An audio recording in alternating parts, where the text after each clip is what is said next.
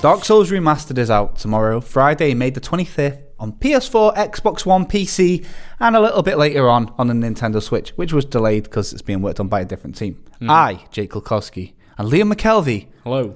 Are here to talk about the Remastered Edition, which we've been playing all week. Isn't that right, Liam? We have. We've played quite a bit as well. Yeah, we played it on stream a little bit, and then we were playing it in our own respective homes. So we're going to talk about our impressions and talk about who'd benefit from getting this game. This isn't a 15-minute video essay about the differences in IV or grass animation, which you can already find on the internet. This is going to be our impressions and some relevant information that might help you. So quick info dump before we get into the discussion.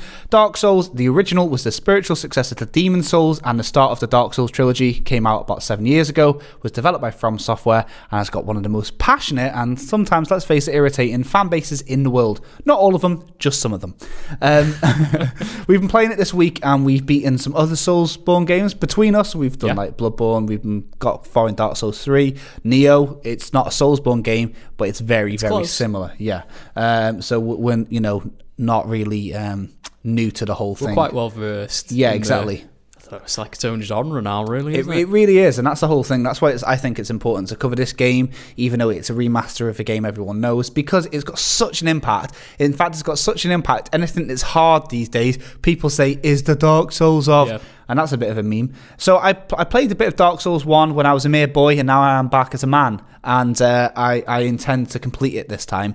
I didn't the first time. Are you enjoying your time playing Dark Souls 1 again? I am enjoying it. Like you, I played the original many years ago, but never finished it. And now I've come back with a vengeance to finish it. But yeah, I do like the Soulsborne games. I beat Neo. I beat Bloodborne. I haven't actually beaten any Dark Souls games, but I'm going to work on Remy. I'm going to fix that. I'm going to complete them.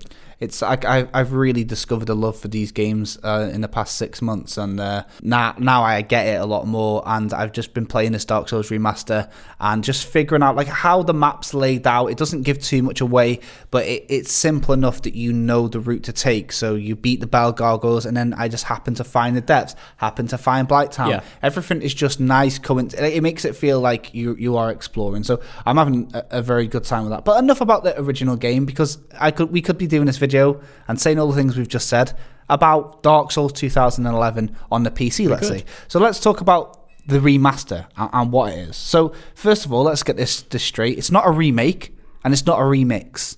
Nothing's been changed, like item placement, enemy placement, and it's not like From Software have gone back into the code and changed it. The company, Q-Lock, have made the version that we played. That's the one on the PS4, the Xbox, and the PC.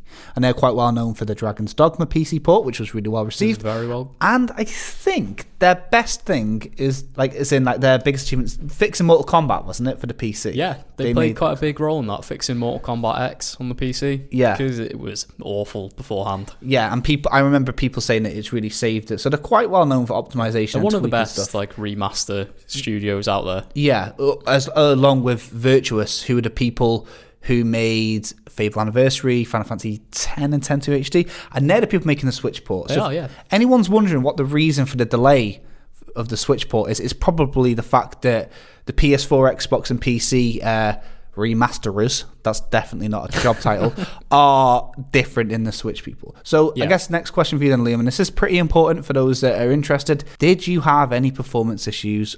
How was it as a remaster? Was it pretty much plain sailing, or...? So I played probably about 4 or 5 hours, I reckon, and it was smooth sailing the entire time. I didn't notice any performance drops. It was pretty much like solid 60 across the board. I played on the PS4 Pro. Completely smooth, and which couldn't really be said for the original version. Yeah, exactly. Huge point of contention for many people going back after playing the other games, literally 10 frames a second at some point. Yeah, especially like stuff like Blighttown. You'll be able to see some footage that I've recorded of my time in Blighttown on my regular PS4, not the Pro, which should be sort of over this bit of conversation. And you can see here it's pretty smooth. So you had no real issues. Me neither. I had this one minor blip, but it was patched out, and then I've checked it a couple of times more and it's gone, so it's not worth talking about. That was a problem with the UI though. And then this isn't even an issue directly related to the remaster, but it's something that I guess hasn't been taken out. It's in all the Soulsborne games, really. This weird ragdoll physics thing where you kill an enemy and then it's stuck to your shoe for half the fucking map. You can drag them around. Yeah, exactly. I'm comical. Playing football with these enemies that I've just spent ages battering, and then I'm just literally kicking them around like they're air footballs. It's slight immersion breaker. I actually love it, but there might be people there that is quite a big issue, or there might be people there that really wanted it taken out. It's still there, and we both saw it though, and we had no problems. But I'm feeling good about it as a remaster. The big issue though is the PC players, right? Yeah. They're not the issue. They're the victims, if you want to call it that, because of this sort of. There's a bit of an argument online about it because a lot of other companies that have done remasters have said, because there's a PC mod that makes it look better, if you own the game and all the DLC, you can upgrade for free. You get a discount, is that right? So for Dark Souls Remastered, if you own like Dark Souls Prepare to Die Edition on Steam, that you get, I believe it's 50% off. So it works out at and the game's already reduced price, so it works out like £15, $20, something like that. But a lot of PC players are thinking, well, I can do everything you've done in the remaster, we can fix with the now famous DS Fix mod. Yeah. So why should we pay for this Which again? is a free mod. So this is, and I'm totally on board with PC players' point of view there, that if you've got the original game and you can get a free mod that does pretty much everything that the remaster does, then this isn't for you. And I can understand that. But the good news is, you still have Dark Souls and you're not being made to buy it, and you know that, and it's not really a problem. You knew it was going to be a remaster. A lot of people know it's going to be the same game but slightly up-resed. Yeah. If you've got the mod already, then that's the sort of the blessing and the curse of being the PC Master Race, I guess. However, if you are a console player with a PS4 only, because remember, not everyone's been playing games forever. You might have only got into gaming this gen, and you've heard people like us fucking go on about Bloodborne and all this, and you play Bloodborne, maybe you love Bloodborne, and then you've got Dark Souls 2 and 3 on the PS4, but not the first one. Yeah. And you know how serious Bloodborne was about its story, so you might be thinking, Dark Souls 1 must have a good story, and I don't want to start at 2 or 3, I want to start at Dark Souls 1. And you can't, because you don't have a PC, you don't have a PS3, you don't have any last-gen consoles, maybe you've only got this current gen. I think this is who the target audience is for. I do as well. This is for newcomers to the series, I reckon. For the the die-hard veterans out there who've played the game hundreds of times, they know every corner, every inch of the game. It's probably it's a tougher sell, but like you said, for people who've never played the first one, this is a great chance to jump into the series. Yeah, I like I said, recently really got into the idea of suffering, and Bloodborne and Neo after I played that style of gameplay, I've been playing other games and they felt a little bit bland, so I do want to go through the trilogy, but I want to start at the first one, and I've got a PC, sure, but I want to play it on my PS4. It's as simple as that, really. So this is great for me, and I'm glad that they haven't changed the enemy locations and they haven't changed the items like people who were kind of wanting. I mean, again, if you're on a PC, there is a mod for that. Well, I think even if they did, go up and change all the enemy placement and item placement and stuff like that, I think there'd be people who really not happy with that, because the fan base is so passionate that if they see changes made to the game that they don't agree with, I think it'd be worse. Yeah, it's think about this. Think about, you're a Dark Souls veteran and you've got a friend who's finally, after you've ground them down about it for years, finally picked up Dark Souls Remastered, and they go up to you and they say, listen, I'm stuck on this bit. And you're going to be able to give them advice. Oh, okay, there's an enemy around this corner. You want to go through the catacombs, get the Gravelord Sword, whatever.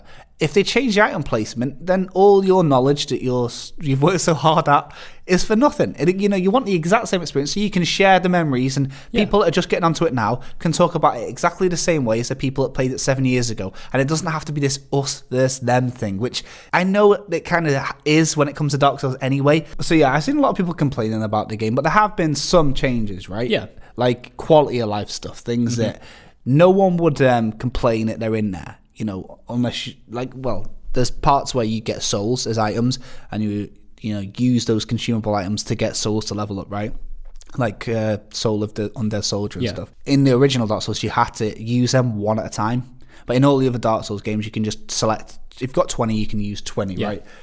You can do that now. There's more language support. Who's going to complain about that? More people from around the world can play it. There's one new bonfire added. There's like new button configuration, dedicated servers. Liam, what do you think the PvP community at Dark Souls will be interested in any of these changes, like dedicated servers and the bigger death matches and stuff like that? Yeah, like because to go along with the the servers, they've added up the PvP count to 6 players from 4, which I've seen some people complain that it might mess with the dynamic of co-op and PvP. Yeah, but then again, having more people to play with, it's always a good thing, right? Yeah, it's going to change the meta, but competitive gameplay is always full of changes and patches and new metas and stuff like that. So I think you're totally right. That's basically a rundown of Dark Souls Remastered.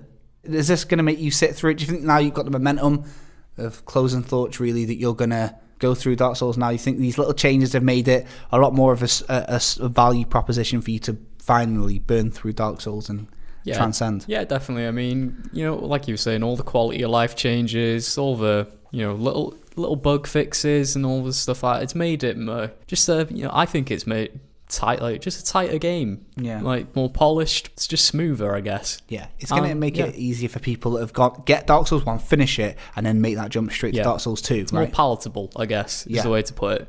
But yeah, I'm looking forward to it. I can't wait to get my copy in the post, and I can't wait to start a fresh save and just go through it. Die a lot in it. And die a lot, yeah. Probably not as much as me, though. I don't know about that. Yeah. It will be a lot. Yeah, so there we go. That's our thoughts on Dark Souls Remastered, the remastered version, not the remade, the remastered version of Dark Souls.